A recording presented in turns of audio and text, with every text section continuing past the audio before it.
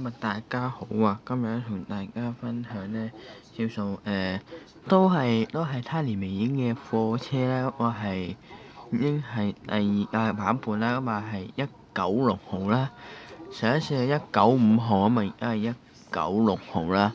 咁啊今集咧同大家分享咧叫做嘅 Isuzu 嘅 MCW 嘅重型嘅貨車啦，咁啊係呢一屆咧已經拍咗啊，大家可以睇翻呢個嘅片啦。咁啊今次咧一排同大家分享咧，原來係啦，就係呢一架車196號啊，咁就係第二屆版本㗎啦已經。因為時間關係咧，咁啊已經攞咗出嚟啦，驗貨咧都係一架好正常嘅密斗貨車嚟嘅，你會見到。嗱，你會見到啊，咁我哋睇一睇個車頭先啦。咁啊車頭印上咗 Isuzu 啦，咁啊係車牌 ER6623啊，係啦，車牌 ER6623。咁啊車身咧都會印上咗咧，都係會印上咗呢啲咁嘅物質啦，咁啊都唔講㗎啦，咁啊應該係第二架啦，應該。咁啊佢都係有唔同㗎啦，係啦，都係一架好普通嘅密斗貨車啦，係啦。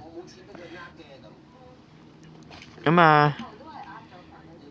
啊行咧都係好順嘅，行咧都係非常之順嘅，大家可以放心啊。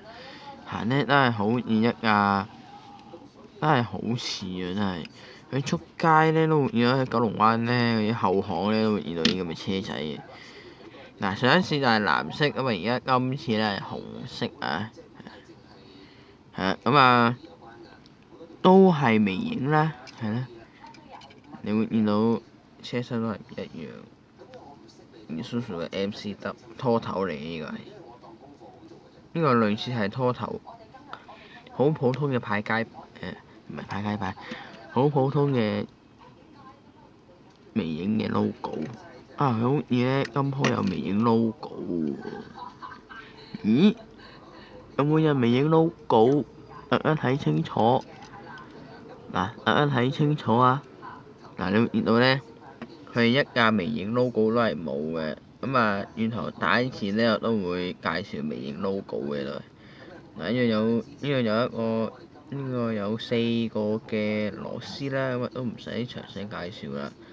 車轆行得好順嘅，非常之順啊！今次嘅微影嘅貨車咧196號第二屆嘅版本咧，咁啊係 Isuzu 嚟嘅。咁啊，對於呢架微影嘅196